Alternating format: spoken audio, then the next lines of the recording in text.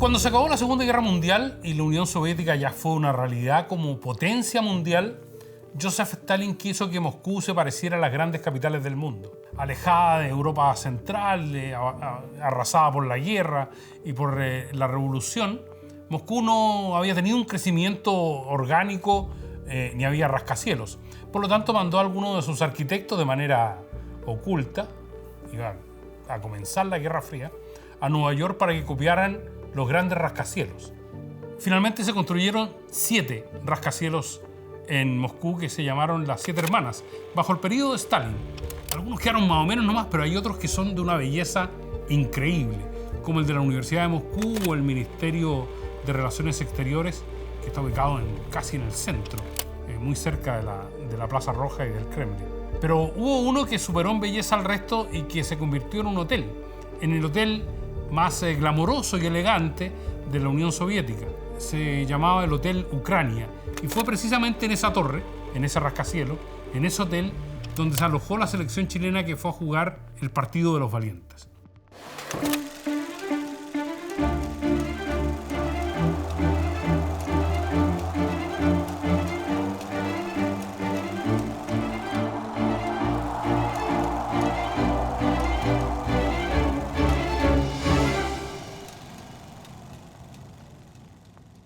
En 1973, para la Copa del Mundo, Chile había eliminado a Perú, se había retirado Venezuela, le ganó a Perú en 3 partidos, con definición en Montevideo, y finalmente tendría que enfrentarse en pleitos de ida y vuelta con la Unión Soviética para ganar pasajes para el Mundial de Alemania. El primero de estos partidos se iba a jugar a finales de septiembre en Moscú, en el Estadio Olímpico, con una selección que era muy poderosa para los estándares de la época y en Europa había ganado más de un elogio.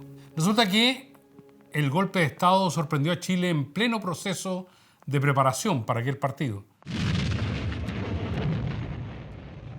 Y el primer avión que parte de Santiago rumbo al extranjero fue precisamente el avión que llevaba a los integrantes de la selección chilena que harían escala en México y luego se trasladarían hasta Moscú. Tendría que unirse Elías Figueroa, que partió en manga corta, casi arrancado del Internacional de Milán a bordo de un avión que hacía escala en Alemania para jugar aquel partido frente a los rusos en Moscú.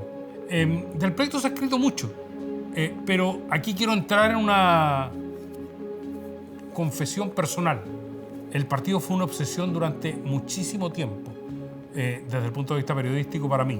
Primero porque durante años, durante décadas diría, hubo solo 2 fotos del partido, que fueron las fotos que publicaron las agencias internacionales. Y hubo solo un periodista presente en las gradas del Estadio Olímpico para presenciar las alternativas del encuentro. Era Hugo Gast, periodista del diario La Nación.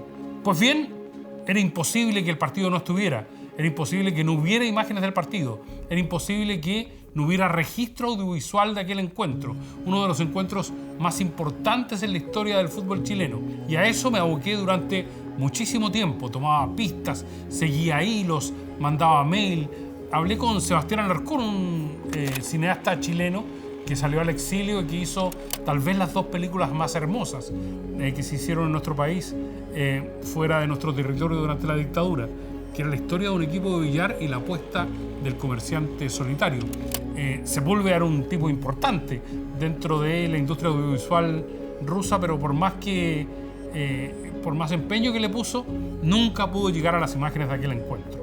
El pleito está reconstruido de manera fantástica en este libro, que se llama El Partido de los Valientes, sobre el empate entre la Unión Soviética y Chile 0-0, y lo escribió Axel Piquet, basado básicamente en testimonios individuales de los jugadores, de las fotos que se sacaron en la Plaza Roja, de lo que compartieron antes del encuentro, de lo que recordaban que había pasado en el partido, con un par de anécdotas notables en los últimos minutos. Cuando el 0-0 se extendía, un tiro de esquina fortuito a favor de Chile y de repente lo va a tirar el Pollo Vélez y entiende que no hay nadie en el área chilena, la soledad de Carlos Caselli en el área de la Unión Soviética y una serie de otros eventos que fueron dándole al partido, la célebre patada de Elías Figueroa a Alex Blochin para sacarlo de la cancha, que fueron dándole al partido una condición casi mítica.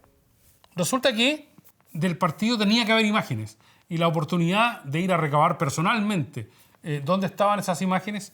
Se daba con motivo de el sorteo de la Copa Confederaciones en el año 2017. A mí me tocó la sede de San Petersburgo, por lo tanto tuve que hacer el centenario de la Revolución Rusa, una historia de Radio Moscú y otras materias, mientras que Rodrigo Vera, otro periodista que viajaba con nosotros, tuvo que abocarse a investigar por qué no había imágenes de aquel partido.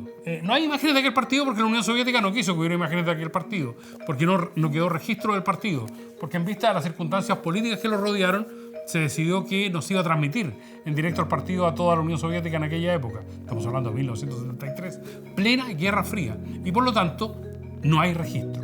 Para entender qué pasaba en la Unión Soviética en aquellos años, Fútbol en el país de los soviets nos puede dar una explicación al respecto. El fútbol se desarrolla pero súper tarde en la Unión Soviética, porque se consideraba que era un extranjerismo, pero sobre todo porque respondía al carácter occidental de la cultura capitalista. Por lo tanto, los clubes surgen tarde y además surgen al amparo de las grandes instituciones del establishment soviético por aquellos años.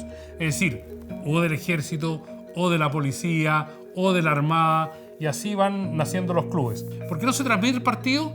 Hay una explicación en este libro que dice cuenta que era una lucha en aquel momento entre el socialismo, el comunismo y la dictadura de Pinochet, y por lo tanto no podían correr el riesgo de que si se producía un improbable triunfo chileno en el Estadio Olímpico de Moscú, eso quedara como registro de un enfrentamiento entre el conflicto que en aquel instante apasionaba al mundo. El partido iba a tener no solo una legendaria trascendencia, sino que además iba a tener un coletazo, porque después del empate 0-0, con todas estas características, en Moscú había que jugar el partido revancha en el Estadio Nacional de Chile. Y el partido revancha queda en riesgo sencillamente porque el Estadio Nacional era utilizado como campo de concentración y tortura del gobierno militar por aquellos años. No era posible, de acuerdo a los rusos, de acuerdo a los soviéticos, venir a jugar, por ende, en el principal coliseo de Santiago, y se ofició a la FIFA para que hiciera una investigación al respecto. La FIFA inspeccionó el Estadio Nacional, recorrió sus dependencias, no encontró detenidos desaparecidos porque habían sido trasladados o escondidos por aquellos días, y autorizó, en una medida insólita, la realización del encuentro en el recinto. Ante lo cual los soviéticos se negaron a viajar y se negaron obviamente a presentarse, lo que obligó a Chile a inventar un partido frente a un rival brasileño de manera simbólica para testimoniar la clasificación final de nuestro país a la Copa del Mundo. Todo eso está reflejado en esta novela gráfica, una de las primeras que se ha realizado en nuestro país con respecto a un evento deportivo que se llama Silencio en el Estadio, y que narra no solo las vicisitudes de lo que pasó en Moscú, sino que fundamentalmente cómo vieron los jugadores, cómo vio el cuerpo técnico y cómo vieron las autoridades de la época el hecho de tener que jugar un partido en un estadio nacional que era todo un símbolo y que de alguna manera reflejaba los tiempos que estábamos viviendo. Es una novela gráfica que se centra en las difíciles horas de la selección chilena, en la incertidumbre de si los soviéticos finalmente se iban a presentar o no se iban a presentar, y qué carácter iba a tener en definitiva aquel encuentro que se iba a desarrollar en el pasto del Estadio Nacional. Como ya está dicho, la Unión Soviética no vino, Chile clasificó a la Copa del Mundo, una Copa del Mundo que tuvo muchísimas particularidades.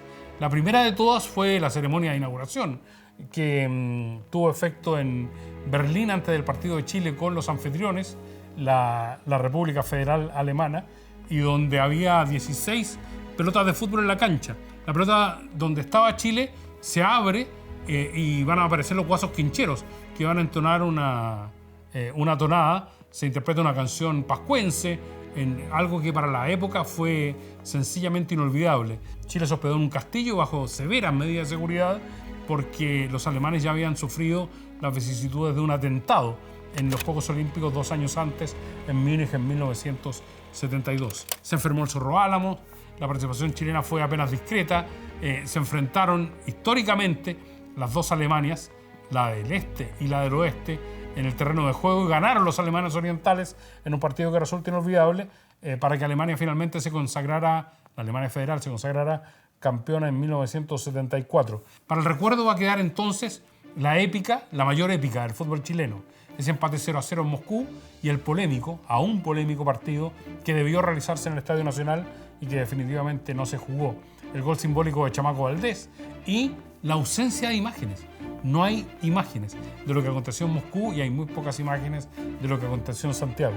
Por lo tanto, una novela gráfica como la que se acaba de publicar, Silencio en el Estadio, bienvenida sea para una historia que es piedra angular del libro grande de Chile en los mundiales.